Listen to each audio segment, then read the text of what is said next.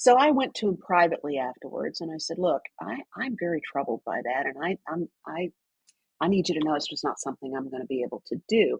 And he said, well, then you don't have any right to call yourself a reporter. And I thought, I guess that's right. I guess that's true. I think in every career, there may come a moment where you have been aligned and it's a fit, and then you're not a fit anymore.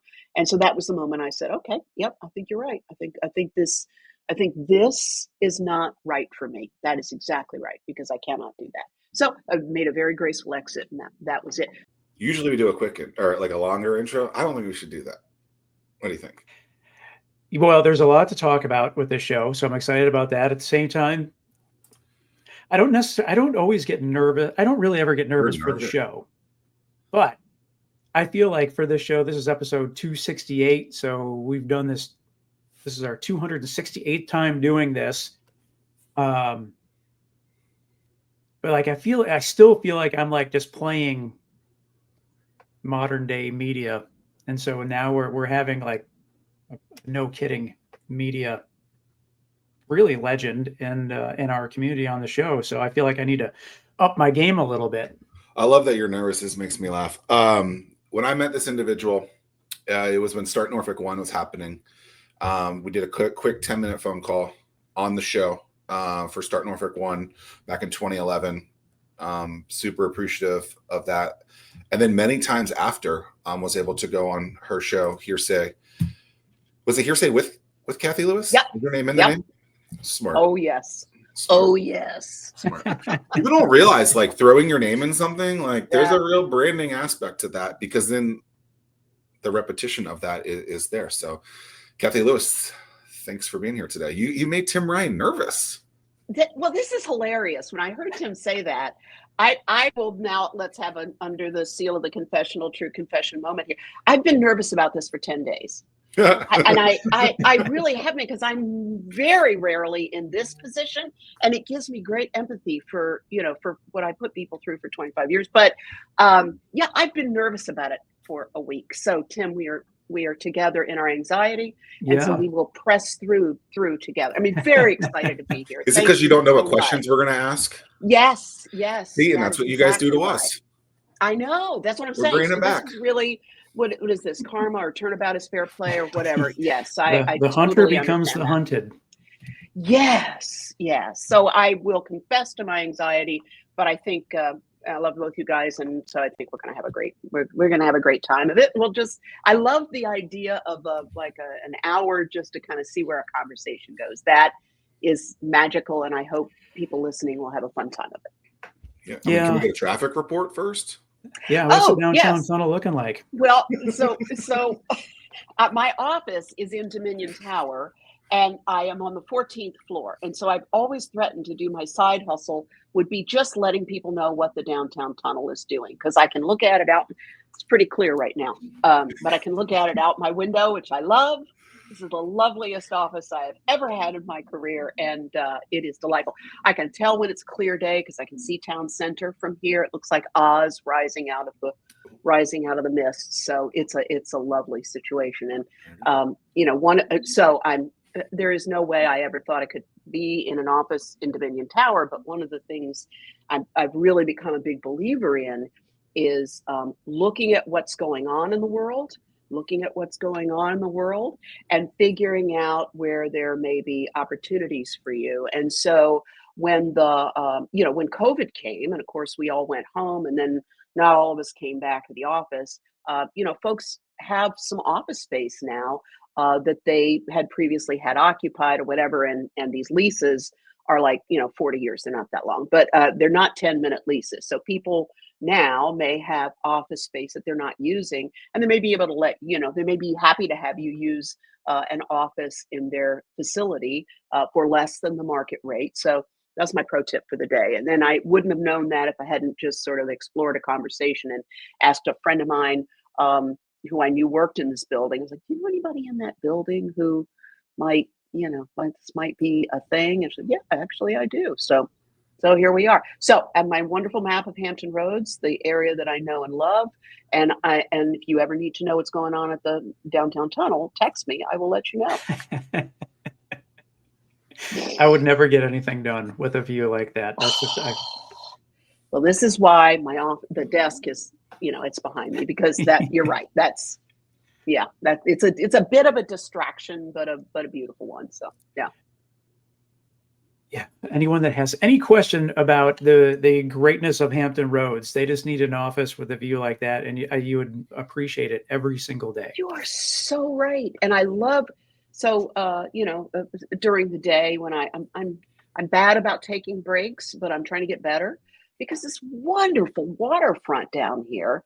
I can go and walk and look at the working waterfront, which is very interesting.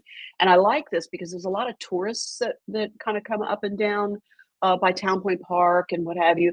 And it's just really, oftentimes, people will have a little bewildered look in their eyes, and I'll say, hey, you have a question? And there may be cruise people or tourists or whatever. And it's delightful to interact with them. And to find out what they like about what they're seeing. I love that. And this is such a great region to visit that, I don't know, that makes me very proud to show off our fair city and our fair area.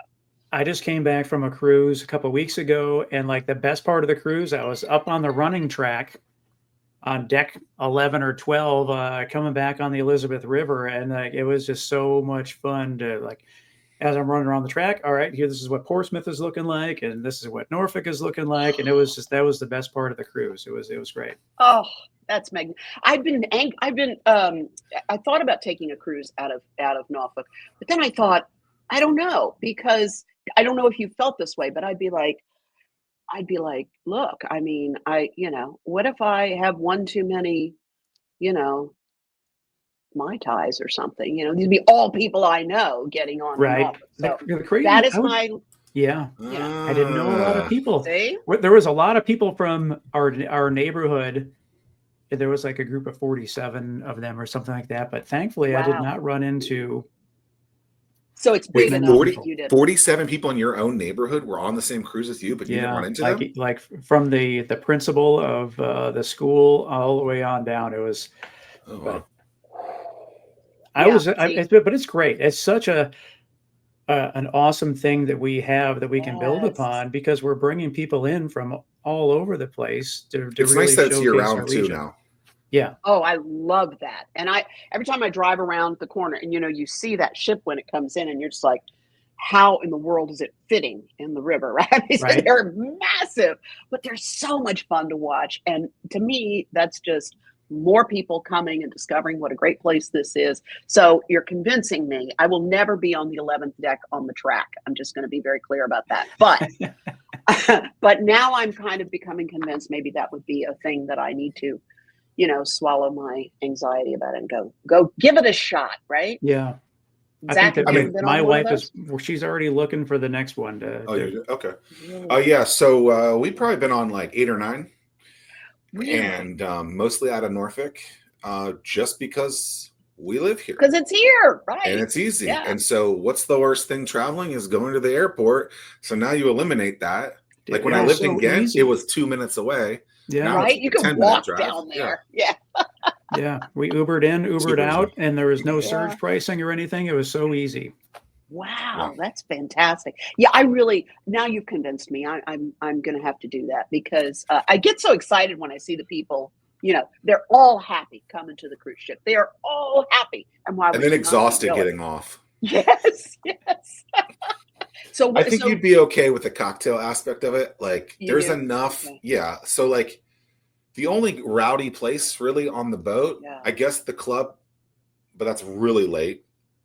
I wouldn't expect. Yeah, and I'm not going to be out there. I'm not going to be there. Yeah. Right. And then the pool, but there's so much nonsense going on at the pool that you're not the attraction in that case. Yes. So people are seeing there's so much there's always there's great people watching. There's always some rando doing something ridiculous that you're just nice. Like, yeah. So that sounds fun. I'm going to have to do it now. And they're relatively inexpensive. Yeah, I've often thought that would be such a fun, got different groups of uh, the little girls groups that we travel with and go different places. And I've often thought that would be super fun, just put a little group together. It would be a great, yeah, that would just be a great time. So now you have convinced me.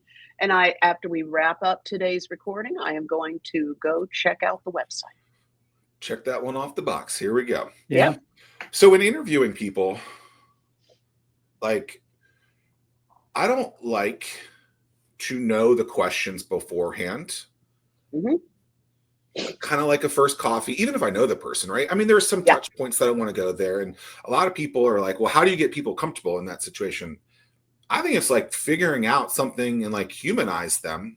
And Absolutely. I mean, what's the first thing we talked about? Traffic. It was like, okay, like they're comfortable now. So now you're probably going to be comfortable the rest of the time. Exactly right. And it's like, I guess I just realized that over time. Was there a trick that you learned back in the day to get people to feel comfortable when you were interviewing them? You've hit the nail on the head there, Zach, because to me, it was about being that present moment with the person. So I am the same. I used to drive me crazy when people say, can you send me a list of questions? And I'm like, well, I can tell you broadly the category, like I like your questionnaire, it's like, here are the broad things you want people to know or take away or whatever. And I like that because why would that stunts spontaneous conversation. And so, usually I will ask somebody, well, what was happening before you got on this call? Just so that we can kind of talk about that. And that's a good doorway. People I've known for a long time, and this was the great delight of doing that show for 25 years is I had people, guests and what have you, that I had known and had on over time for 25 years. So, our children were relatively the same age, so we could talk about that. And that to me was delightful that, even the most famous or powerful kind of person still has some of the same, struggles or experiences that I do. And so I think connecting over shared experience is a great way to make people feel comfortable. Oh, we share that. Okay. Well, now we can have a conversation. Yeah. Yeah. And it's like, don't you want the person asking the questions to be listening to you? And then if there's more feedback that needs to be from that, and so like, here's the 5 questions that I'm going to ask. It's like, no, right. You just said this one thing. So I do this all the time. If someone opens up something ridiculous on here, like I'm not going to skirt past that. I'm going to be like, oh, well, tell me a little bit more about what you just said. Because I think it's important. And it's like, if you're not listening as the interviewer, I feel like you're doing your audience a disservice. Yeah. No, I was thinking back. And the other thing it can do for you is it can really bridge a gap, because I was thinking back to this interview I did, this was 1,000 years ago, with a delegate in the General Assembly. And he was not from this area. So I met him one time in person. And he was very conservative, and he was kind of leading the charge on some of the very conservative social women's reproductive health issues. And so, kind of a polarizing figure. And I read somewhere that he carries a camera with him and takes pictures. When people come to his office, he takes pictures of them visiting the office. And I just thought that was kind of interesting. And so I said to him, Delegate, why? I'm just curious. I read this about you. Why do you do that? And wow, he said, I'll tell you why I do it. He said, I had a son, and we had, amazing experiences together, and he was killed in a car crash when he was 17. And it struck me that these moments have meaning for people, that they are moments they can look back on, whether their children are still here or not. It is an important moment when you come to see the seat of power. And I wanted to give them something that they could remember that by. And I wanted to recognize the importance of that as a shared family experience, because in my life, I had a limited number of them. And I just thought, wow. I mean, that's an answer, right? I mean, and it was so authentic. Got me a little choked up, but yeah, I mean, it was so authentic. And what I loved about that is, there's a guy, I'm sure there are people who heard his positions on these social issues and were probably really opposed, or may have been looking for an excuse to kind of tune him out because that's how it is now, right? I don't agree with you, and therefore I shut you down. But to me, that idea of being able to connect, and I had several people say that afterwards, is that they really felt a sense of connection to him. And I think those kinds of moments keep us from jumping into immediately the polarization that seems to be, so prevalent. It has been for some time. But to see people as human, I mean, I'll never forget that. And I never looked at that guy the same again because I had him in my head. Oh, yes, of course, that's Delegate Umtefritz who has this position on this issue, and he's, from this county or whatever it was. And you can't look at people the same way after you plumb down and get that shared experience. It's very human. It had nothing to do with politics. Yeah, that's gosh. It's things like that really, I don't know, it makes me want to step back. Yes, and to your point about if you have the list of questions, then other people might have just gone, okay, thank you for that. Let's go to question number 6. Well, right. I don't remember anything about whatever else he said in that interview. It's probably bad on me, but I really don't. I remember that moment, and that probably happened 20 years ago, and it's still, it's still with me. Yeah, and we talked a little bit about time before we went live, and like the last thing I want to do is someone preparing answers for 5-10 questions, and then they get upset because we didn't get to those questions because the conversation took us in a different direction. Yeah. And to me, I would much rather the conversation go in a fun way. Yes. Whoever's listening while we're having the conversation, that's great. But I really enjoy the conversations and getting to know people for who they are. And can I just say that your questionnaire was great because what it gave me the opportunity to do, and probably was why I was anxious for 10 days, but what it gave me the opportunity to do was reflect on my own kind of business and where I am now. And it helped me realize some things that I hadn't quite put together about the work that I'm pursuing and, what I'm saying no to, and all the fact that I am saying no, that they were great questions. And so I wanted to thank you for that because honestly, I felt like I got a little strategic planning exercise out of that. So I really appreciated it. They were great. You're welcome. We'll send you an invoice. Exactly. Yes. Okay. So other than this show, what makes you nervous? What makes me nervous? Okay. Cooking for other people. Like I was just talking to somebody about this morning. Entertaining. I love to entertain. My goal in life is to be an effortless and, gracious kind of entertainer. And we were fortunate to have dinner in friends of ours home last night. It was the most lovely, simple, gracious, thoroughly authentic, connected experience that you would want to have. That is one of my life goals, is to try to achieve that level of comfort with entertaining in my home, because I love conversation. I love to have people in, but if you have people in for dinner, you have to feed them. And so I'm trying to get really comfortable with them. Like I can cook. I'm not the greatest cook in America, but I can get it done. But the thought of cooking, right? Yes. The thought of cooking for other people and making it all come out on time. Yeah, I'm working on that. So yeah, so for my husband's birthday this year, we did an afternoon tea and just had a couple of folks over. So that was sort of my, tea. It's tea, it's little sandwiches that you make in advance, it's little things, So this was part of my, what do they call that, exposure therapy. Let's jump into it a little bit at a time. You're afraid of snakes, you go pet the little garter snake. That was kind of what that was. And we had a wonderful time. So I will build on that. But yeah, that scares me. I mean, yeah. And it's sad because I love talking to people. I love having salon style, conversations. And so I've got to get over it because it's a barrier. So I'm working on that. What I would say to that is be careful what you wish for. So like this past year, my father-in-law forever has made Thanksgiving dinner.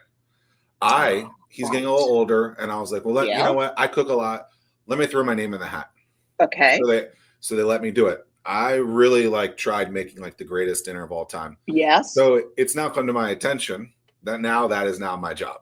So be careful right. what you wish for. When So you do, and especially when you do a good job. Yeah. I did a Yeah, damn good job. I hate turkey. That turkey was damn good. I brined it, spatchcocked it. Did you cook it the day before? Because I did that and I liked that, cooking it the day before. I did not. But I did the 24-hour brine, which was quite interesting. I guess that gives it a juiciness. Yes. So, yeah. Who cooks your dinner, Tim? For Thanksgiving? For the day-to-day? No, the Thanksgiving dinner. Do you do that? Oh, I usually do the turkey on the grill, on the rotisserie or the Traeger. That's my thing. The Traeger's a smoker, or is it a grill? Smoker. Yeah, a smoker. But before the Traeger, I would do it on the grill, on the rotisserie.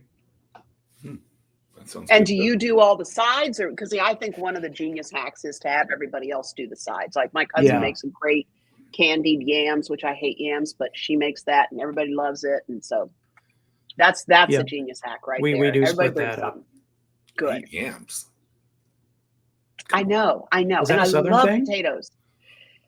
I don't know. I can't stand the texture and it's too sweet. And so I just have I have almost a, you just a visceral, I have a violent dislike of yams. So it can be said, yes, I have a violent dislike of yams. I mean, coming from a Marshall girl, I can understand that. That's right. I was waiting for some sort of comment like that to surface. Come on, this is just real. Yeah. How did you guys officially meet for the first time? It was at Civic. So yes, that was right, the in between period, some transition, and Cathy came in to finish our class. That's right. Yes, that's exactly right. I was trying to remember when you were, and I did probably 20 classes altogether. So it's hard to remember who was, in each class, but that's exactly right. So I came in for 6 months just between leadership to, and it was great because I knew how to do the job. So it was the easiest job I ever said yes to. And I loved it. It was great to be kind of back. What I appreciated is that all the planning had been done. I'm sorry? Did you start Civic? Was that something? So I did not start it, but it started in 1996 by a woman called Kay Kemper, who's amazing. She worked at ODU, and they kind of tinkered around with it until 1998. And that what I did in 98 was I was asked to come in and facilitate the program days, which I loved. So I did not run the organization. Then Kay, who is enormously talented, decided to open her own government relations firm called Kemper Consulting. Smartest thing she ever did. It was fabulously successful. But that was in 2001. And so in, I guess, April or May of 2001, I got a call from the late marvelous philanthropist, my surrogate dad, Josh Darden. And he asked me, he called me, I'll never forget this. He called me in the office one day and he said, "Now I'm going to need you to run Civic." And I said, he had this just charming Southern accent. And I said, Mr. Darden, I appreciate your confidence. You don't, I have no, and I didn't, I had no experience to be qualified to do that. None.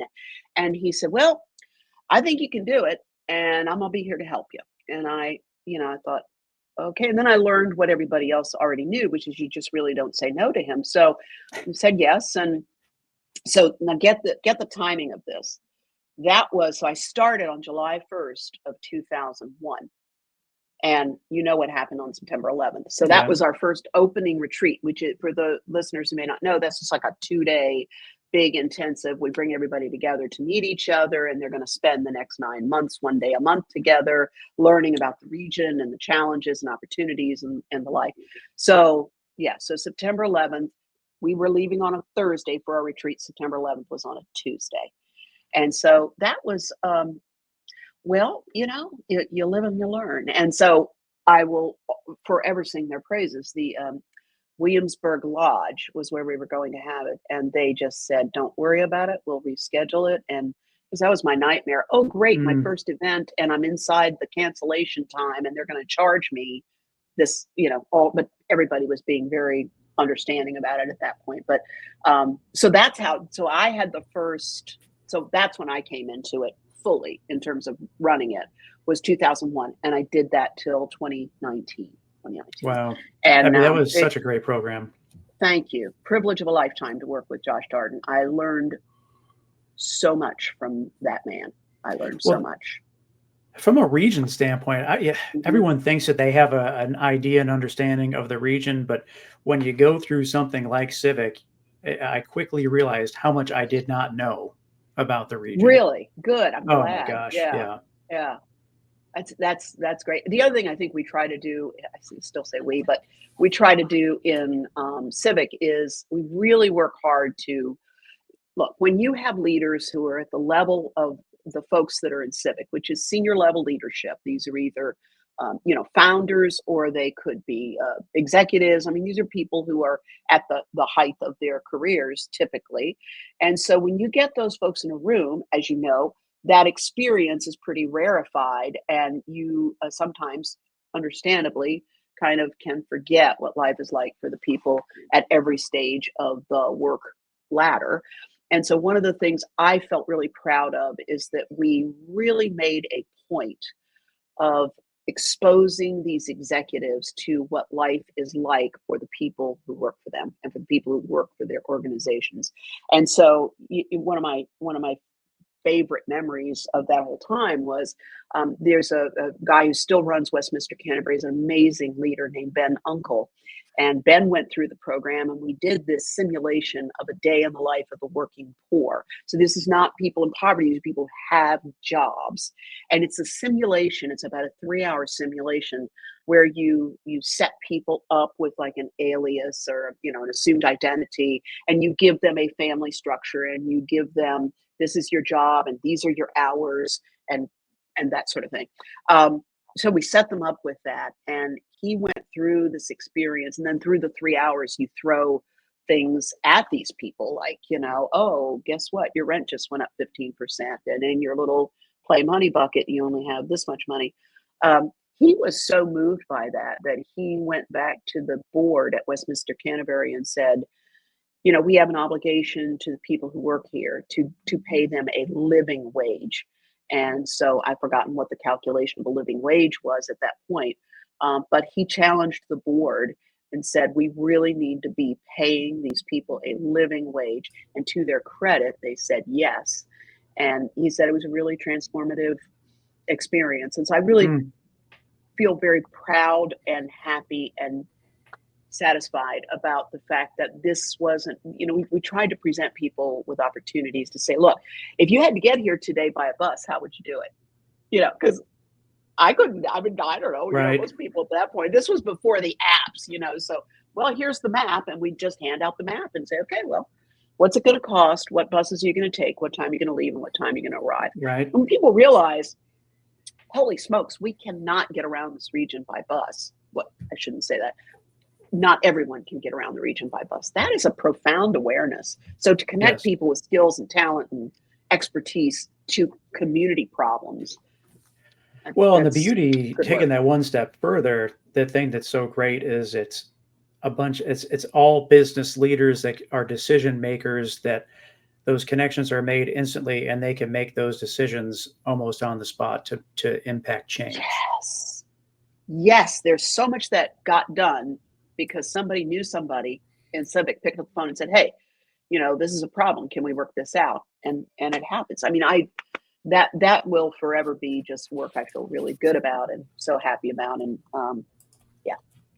Best class ever? Can't say that. You will not back me into that corner. I mean, I tried. But nice try. Try.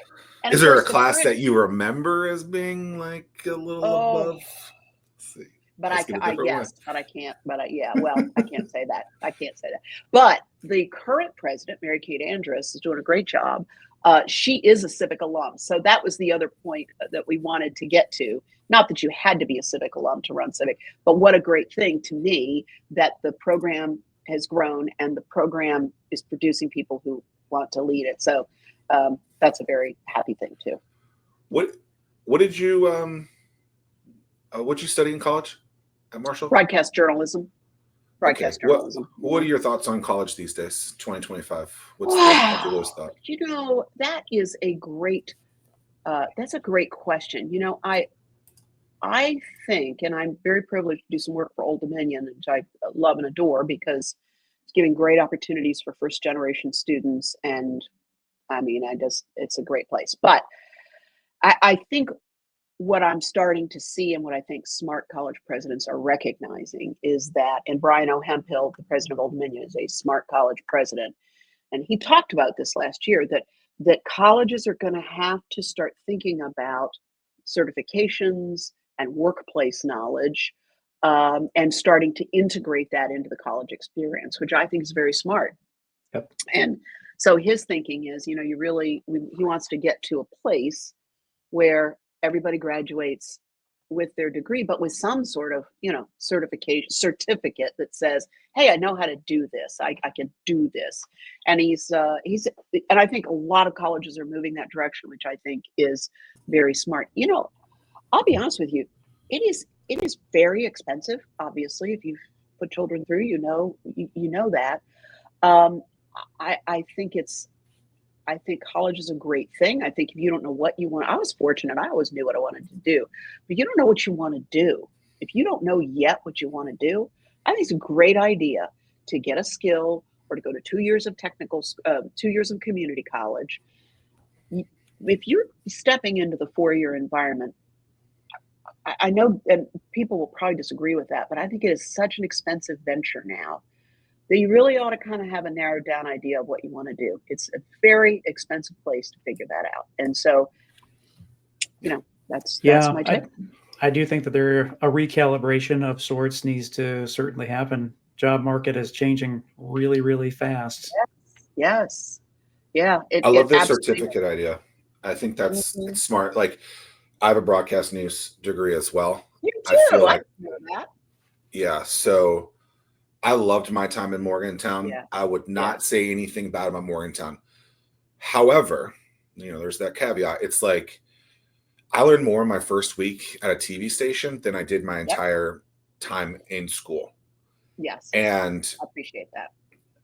It makes me really, like, I look at that and I go, okay, so that's $100,000 decision that I could have figured out in a week by just calling someone and saying, hey, can I get this gig? Yeah. Now I'll give you a counter perspective on that. Just not a counter perspective, but a complementary perspective. What I learned in college, yes, I agree with you totally. You work in a newsroom, man, you're going to learn that stuff or you're not going to make it. Deadlines. Right? Deadlines. And that has influenced, I don't know about you, Zach, but that's influenced my whole life. Back timing a show. Okay, we got to start at 6. We're going to finish at 6:30. That's a deadline. You have to finish at 6:30. That's been really helpful to me. But what I learned in college was ethics. What I learned in college was law around, journalism. And all I of might have that, learned that. I might have taken the background. class, but I'll remember.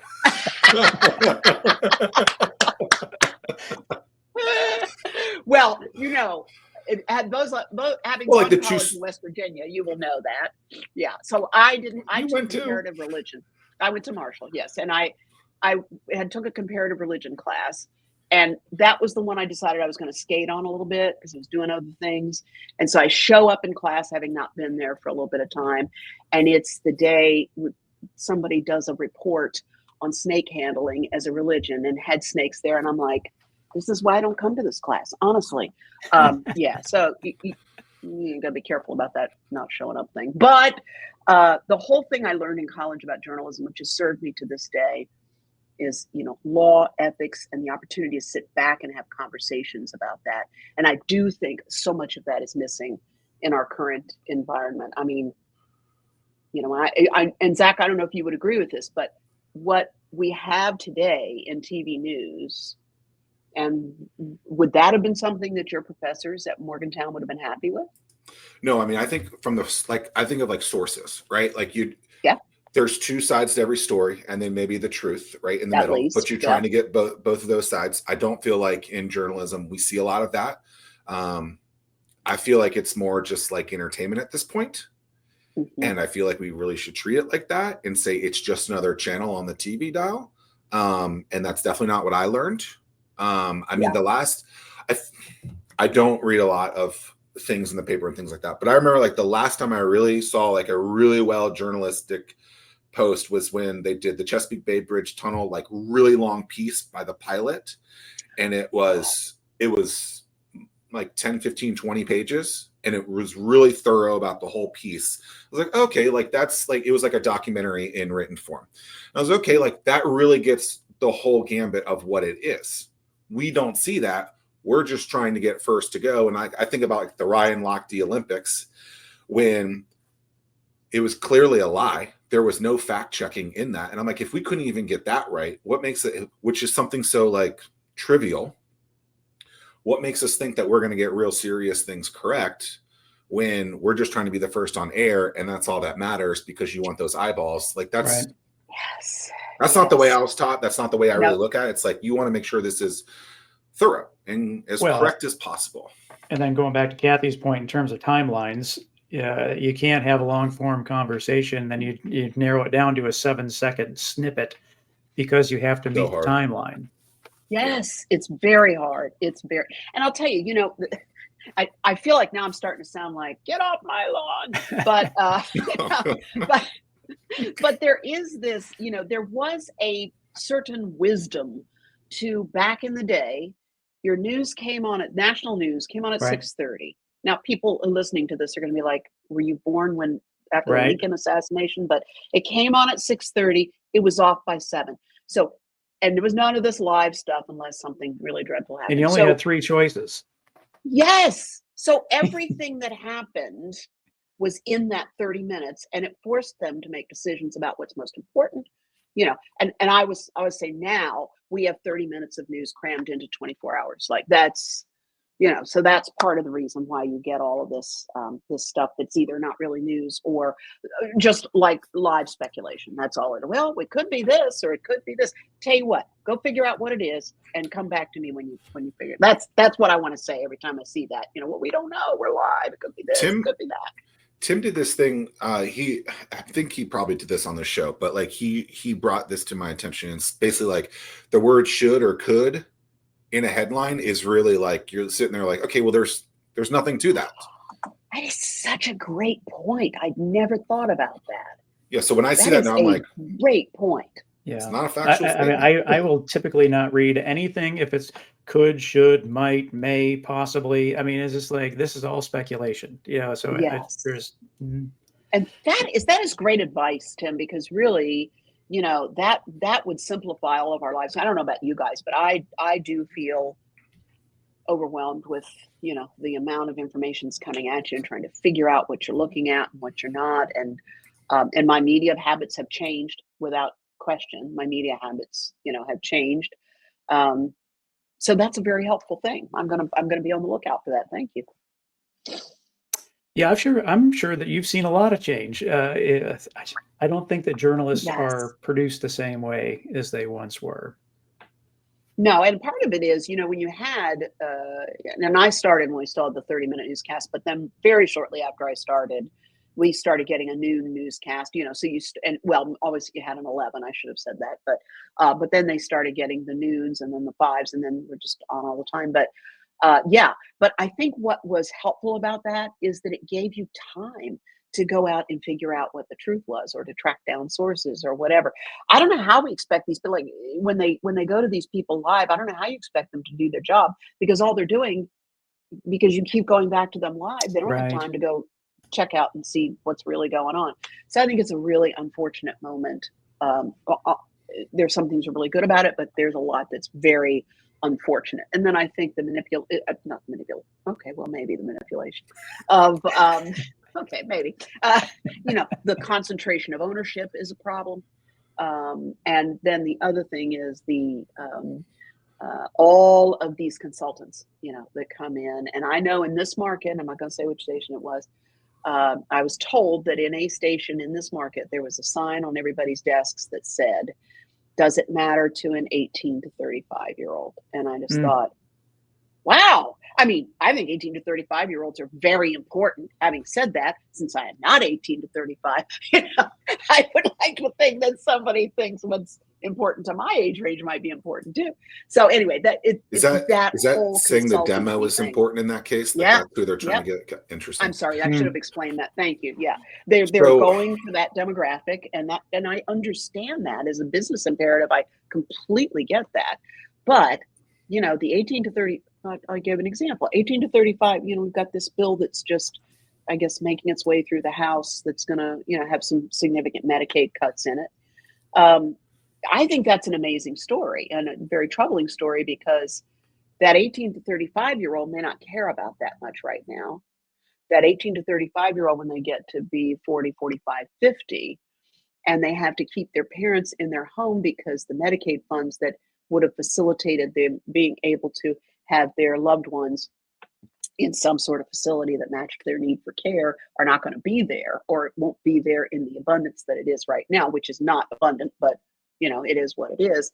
That's going to be a story that matters. And so I think that's an interesting way to look at these stories. How does it hit you depending on which generation you're in? I think that's fascinating. This aging thing is going to be huge. Yeah, that's going to be huge. When I worked in TV, I think probably the last straw for me when I wanted to get out was worked at a TV station locally, and there was no hard hitting 11 o'clock news. And they had this thing called the breaking news bell that would ring, basically hoping that something would hit. And I'm like, okay, so you're hoping that like there's this thing, like if it bleeds, it leads. Like if someone gets murdered, that's okay. I'm like, that should not be what we're wishing. It's like, it's just terrible. And that's what I was like, I can't do this anymore. Yeah. I had an experience that was kind of a similar experience in terms of the breaking point was, and I want to be careful how I tell this story, but there was a family that kind of rolled through Virginia Beach, and there was much adulation about them because they were adopting all of these special needs children, and it looked on the surface like a really good story. Turned out they were abusing these children, and it's a terrible, sad, gross story, but the little boy died. One of the little boys that had been hospitalized died. And I was noon anchor at that point. And so we, said the little boy had died, and that was sad. And we came back to the newsroom afterwards. The then news director said, now, here's what I want us to do. I want us to go out and find the other 11 children and find out how they feel about their brother's death. And I'm sitting there thinking to myself, you're talking about the 11 minor children. Am I getting that? This is what I'm thinking to myself. And to their credit, several people in the newsroom said, you know what, that may be how you do it in New York. That's not how we do it here. That's not a good idea. And these children were all in foster care. I'm like, well, how do you think they would feel? It's gross. Like, I can't even, it's so gross. It was disgusting. So I went to him privately afterwards and I said, look, I'm very troubled by that. And I need you to know it's just not something I'm going to be able to do. And he said, well, then you don't have any right to call yourself a reporter. And I thought, I guess that's right. I guess that's true. I think in every career, there may come a moment where you have been aligned and it's a fit, and then you're not a fit anymore. And so that was the moment I said, okay, yep, I think you're right. I think this is not right for me. That is exactly right, because I cannot do that. So I made a very graceful exit, and that was it. But I think if we're honest, wherever you are in your career, you may have had one of those experiences that is, a sentinel moment or a moment where you think, yeah, I think this is, our paths have diverged. So that was a gross day. I mean, I still to this day think about it and think that's disgusting. And, these things happen. Well, you have had a very storied career doing what you're doing. Like how did you start? Day one, how did you start in terms of, was there a strategy to that? And how did you stay current, and how do you continue to stay current for so long? So as I said a moment ago, I felt very fortunate to know what I wanted to do. So when I went to Marshall University, I knew what I wanted to do. And I worked, the great Boz Johnson, who was a local legendary anchor, who was recruited to NBC News and just had 5 children in Huntington, West Virginia, and he decided he was going to stay there and devote himself to that place. Had tremendous respect for him. He was a real ethical leader for me and a real North Star.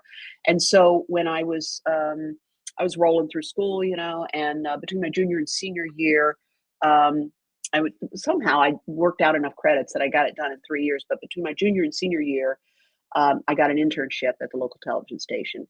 And I know, Zach, you know this. When you work in Huntington or Morgantown or any of these small markets, you get to do everything. I was 19 years old producing an 11 o'clock newscast, which was a really dumb decision on their part, truly. I mean, very dumb. But, I was doing it. And I had a train wreck one night back in the day.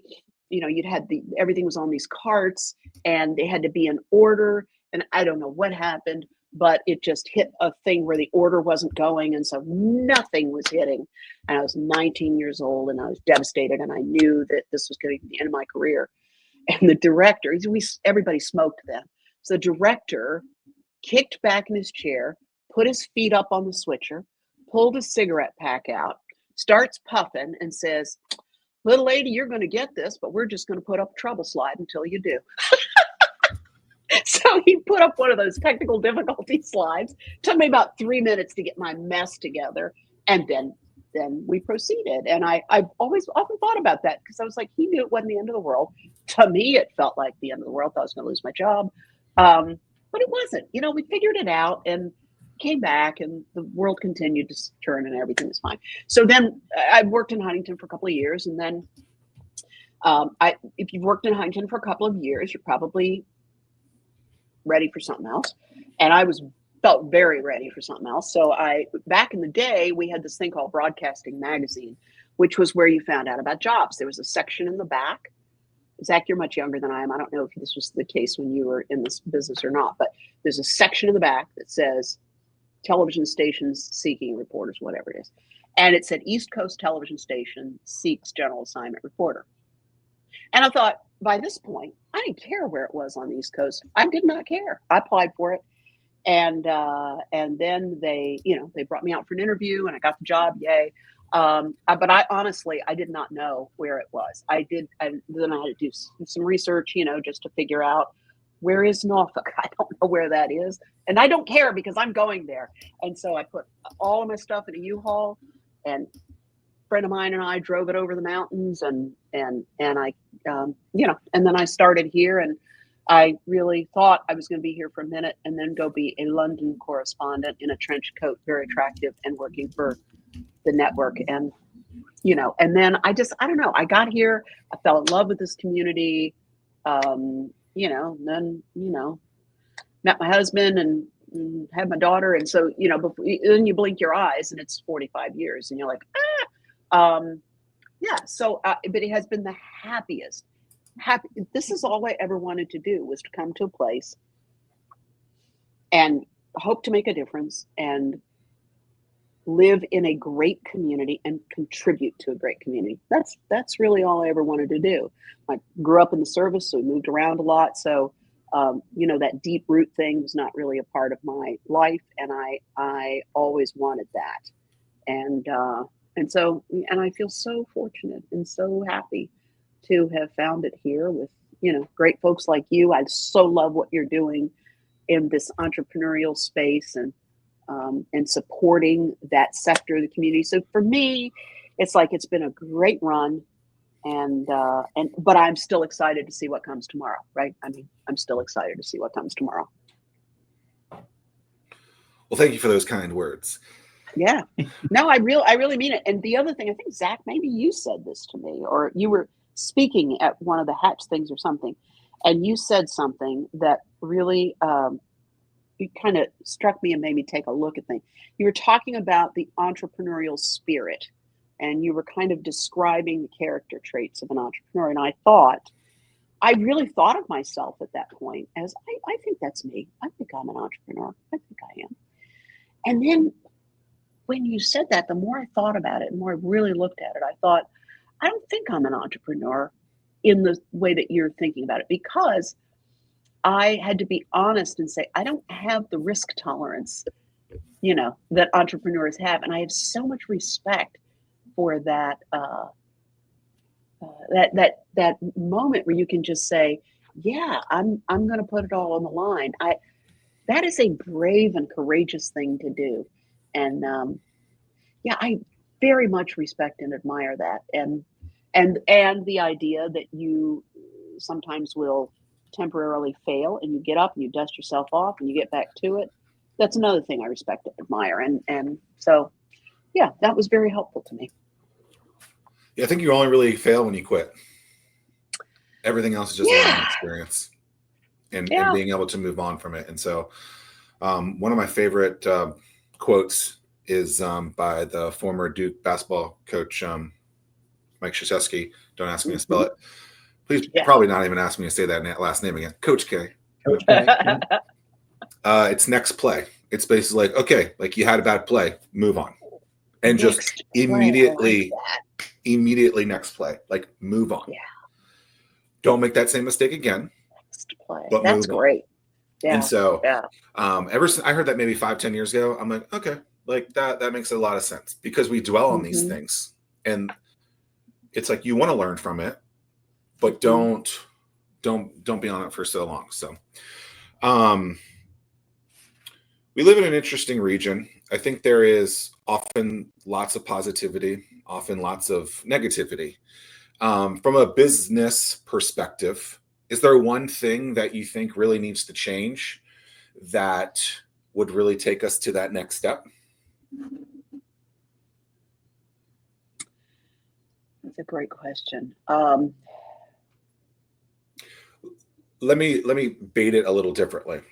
Okay. I think forever people have said that the infighting or the lack of regionalism is the reason why this region hasn't done that thing. I personally think that's BS. I think that's just a cop out, right? I think it's a scapegoat, right? So most of the time that's what people are going to say. Knowing that, is there something that you've seen in your many years with businesses that seems like, okay, this is really just that catalyst that needs to happen to get there? So this is not going to move the fate of Western civilization, but I tend to agree with you about that whole business of we need to be, we need to codify it, be one region. Yeah, go back in time, maybe we should have done that. Woulda, coulda, shoulda, but we are where we are, and so I appreciate all these moments where cities are starting to work together in spite of it all, and businesses are starting to work together in spite of it all. I think that's fantastic. The one thing I think we could do better with, and I just felt this way for a little while now. We have so many young people who've grown up in this region who know what a great place it is to live and work. They leave here and they go to Richmond, they go to Washington, they go to New York, they go to Raleigh. I mean, they go other places, obviously, but those are kind of the main places that they go. And so they go for 5-8 years, whatever it is, they do their thing. I wish we could get more of those young people back here. And I'll tell you why. I think it's really, I heard somebody from Brookings say this once, and I thought it made abundant sense. We are not going to be able to go out and say to a young person, coming out of college or technical school has great experience, come here. You don't know anything about this region, but come here, trust us, it's great. But we do have people who've grown up here who would love to come back here if the jobs were here, if the things that they care about were here, that kind of thing. And so I think if, and this is easier said than done, but I think we could really use some sort of a concerted campaign to target, especially after COVID, by the way, when we discovered we could remote work, and many of us are still doing that, a concerted campaign to lure back some of these young people who have left for better jobs, more money, but are now at the point in their lives where they're saying, Washington, it's a tough city to live in. It's a tough city to raise a family in. You can't, you can't necessarily buy a house in Washington, D.C. to grow your family. If that's what you're thinking, then this is a great place to do it. But you have to have the job and you have to have kind of the social supports to do that. So I remember I was riding on the Washington Metro and there was a poster up there about come to Virginia Beach. And I thought, wouldn't it be interesting if we had some sort of campaign that was targeted to young professionals that said, come home and let it, if you've been gone for 10 years, there's a lot going on here that wasn't going on here maybe when you left. And oh, by the way, everybody goes and tries something else because they think, that's going to be the grass is greener thing. People are in different phases and stages of their lives. And I know so many people who have done that successfully and happily. If you grew up here, you've got family here, and it's a great place to live near the beach and all the rest of it. I feel like we should leverage that a little bit more and do really targeted efforts to get some of these young people back. The jobs have to be here, admittedly. That's just a thought. Yeah, Nova Life is I can see your brains turning. Well, no, I'm just thinking Nova is such a tough life to live. So my daughter just graduated from JMU. She's working up there right now. So she commutes an hour to get to the closest metro, and then it's another hour metro into to work. And that's before your shift even starts. It's a tough 4 life. hours of daily travel. Yeah, it's tough. Yes. DC is a very tough. My daughter lives in DC too, and it's a very tough city, and it's very tough. I mean, it's it's lovely, but it's rigorous. Yeah, and I just think that to your point, especially like with HQ2 with Amazon up there, people are going to get tired of that, and it's just like, hey, when you get tired of it and you want to start a business, or if you look down here, and we could attract a lot of people when they've had enough of the metro life. And that's the point where we need to be hitting them. That's the point where they realize, oh, I'd like to, I found somebody, I want to start a family. Oh, I need to buy a bigger house, but I can't afford. My daughter was telling me there's no way. She works in nonprofits. She said, there's no way I can afford a bigger place than what I have right now in Washington, D.C. There's no way. So I'm going to have to think about something different. So right now she is splitting her time because she can work remotely. She's in knowledge management for a nonprofit company in DC, there's been so much turbulence in that space since January. But she's trying to make that happen. So she's here a couple days a week. She goes up to DC like now 2 days a week, every other week, and it's working out. And so, I tell you, I would never move back there. That's where I grew up. I would never move. Really? Back.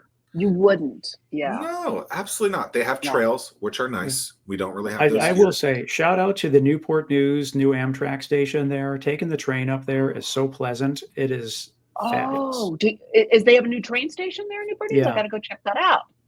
Because I love living down here by our train station, except it's irritating me what they've done with the parking at the downtown. Yeah, Norfolk, it's a brand new train station, tons of parking. Wow. It is it's great. Yeah, and see, we have 3 trains a day that leave. I could pick up my camera right here and show you where they leave from because they're right over there. But we have 3 trains a day going up there, and that makes that completely feasible. So to be making a DC salary but living here is could be a kind of a good thing. We should let people know, particularly those who can remote work, that's the possibility. She's very present in their office when they need her to be there. And the rest of the time, she's down here having a great time. So you could be not only a traffic reporter, you could be a train reporter too. This is true.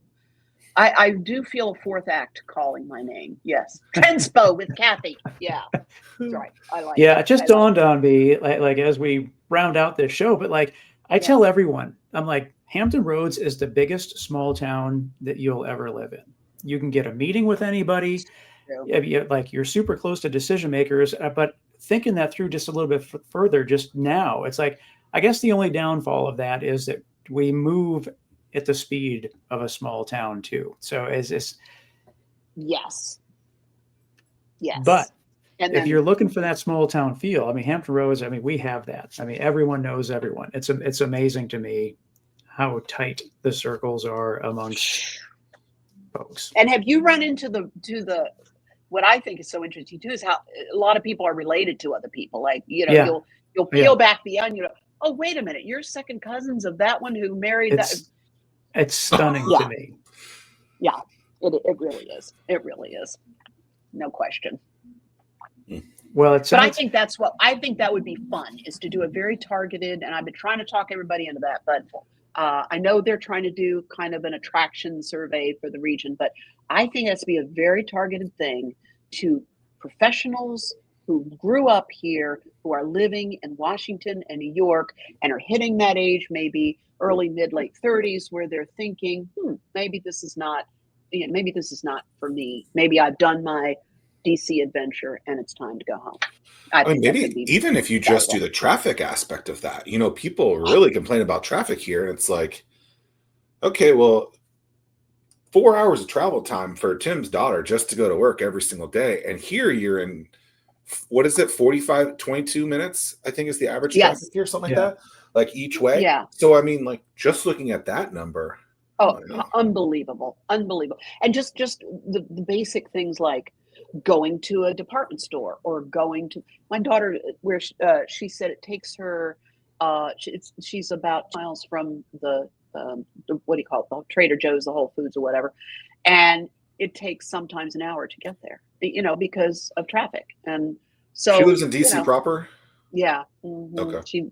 And she said she loves it. She loves living in the city, but it's dawning on her that she will never, she just can't afford more than she's got right now. And it's a very hard, she said, I'm getting tired of taking an hour to go to the Trader Joe's, so she drives down to the Harris Teeter. She's like, you have no idea how wonderful this is. Go there, got the thing, back, no worries. Yeah. So all of those things become more attractive the longer you're in a place and the tougher it gets to live there. Not to mention just the housing prices. Like my mom lives 90 minutes. She lives kind of close to where your daughter lives, Tim. Yeah. And it's 90 minutes basically from DC by car. Let's just say, no, it's not that far, but it could be 90 minutes, right? I mean, the amount that she lives in a townhouse. Okay. The amount that those are going for in her neighborhood now is just astronomical. Like she's like, yeah, the comps are like $800,000. I'm like, you're not close. Right? Yes, exactly. Yes. And so it just keeps going down, south. It's wild. I'm just like, wow. Yeah. And the crazy thing is, so when my wife has to travel up to Northern Virginia, she can make it we live in York County. She can make it from York County to Nova in the same amount of time it takes for people within Nova to commute within Northern Virginia. Wow. That's amazing. I mean, so like from York County to Springfield, she can make it there in the same amount of time as someone who lives on the other side of Northern Virginia into Springfield. It's crazy. It is amazing. It is crazy. But anyway, I think there's an opportunity there. Yeah. I can't quantify it, but it just makes sense to me. You might be the first guest that has done the research to know where we're going to round out that last question. But is there anything else you want to talk about that we haven't talked about? It's been here's the thing. I know you don't have guests back, but if that opportunity ever presented itself, I would just love to come back because I've really enjoyed this conversation. I feel like this is one of those shows where like usually the hour goes decently fast, but this is one of the shows where it went. I looked and it was like 45, and I was like, "Oh boy, there was a lot we didn't get to. We haven't done anything." And I find that's my fault. I apologize. So this could be like one of those like 4-hour shows. I feel like we could have actually. We're living into it. So part 2 will happen. Good. Part 2 will happen. I look forward to that. From right now to whenever we book this, we want you to be nervous because. Great. Well, actually, this has been such a delightful experience. I probably won't be nervous about the next one, but yes, it's interesting to be on the other side of the thing. So, Cathy, do we have a food of the region? Do we have? Yes. White sauce. See that has surfaced. White sauce and the orange crush are the things that have surfaced at the top. Yeah. White sauce. I think to me, white sauce is just the essential. Yeah. Because, and my daughter, when she was at UVA, she introduced that at the Mexican restaurant. She said, "Do you have white sauce?" And he goes, "I don't know what you're talking about." And so she has this little cadre of friends, and she got them to start making white sauce and bring it. Oh, really? So they reverse engineer how to make it? Yep. Apparently, it's not that complicated, but it's magical. I don't know how to, it's one of those things like. It is good. Yes, it really, really is. Yes. Mm-hmm. Yeah, I think it's white sauce. Allegedly, the Orange Crush was actually created in Maryland. There's some Oh. there's a little battle. Interesting. We have to hold on to it, though. We're not going to give up Of the course fight. we do. Yes, like Dumars with the ice cream. I'm sorry, that's where it happened. No. That's not alleged. That is factual. Of course, but then somebody else, some other community was trying. I'm like, no. I'm spiteful. The World's Fair, right? Go to the mat Wasn't over it? that. Yeah, we're gonna go to the mat over that. Yeah, that's right. I love that it's still the same. Like, I love that you can drive to Dumars and see them making the cones. You know, fourth, fifth generation standing there and making the cones. And that's just such an iconic part of, you know, if you've lived here and grown up here. That's another thing about the people who've grown up there. Everybody's been to Dumars who's grown. Most people who've been at least in the 5 South Side cities has been to Dumars. It's just, I don't know. It's iconic. I love Dumars. Me too. A mince with slaw, pineapple shake. It's rock and roll. Yeah, and I am a double slaw barbecue girl. Put the double slaw on there. That is stratospherically wonderful. Yes. Okay. Love it. Looking forward to part 2. Me too. Coming soon. You know. Okay. You know. Hey, what will happen? What will happen first? You back on the show, or like Stranger Things finally comes out? Oh, yeah. I don't know. Probably Stranger Things.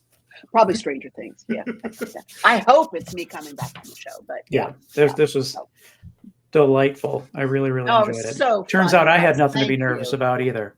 Oh, good. I'm glad we held hands and got through it. I love that. Let the record show. Part of my day. Let the record show 0 nerves on this end. Okay. But Zach, that's one of the things that makes you so special, is that I feel like you're not scared of anything. I feel like I get nervous. We got something coming up August 21st, Startup World Cup at Sandler Center. Oh.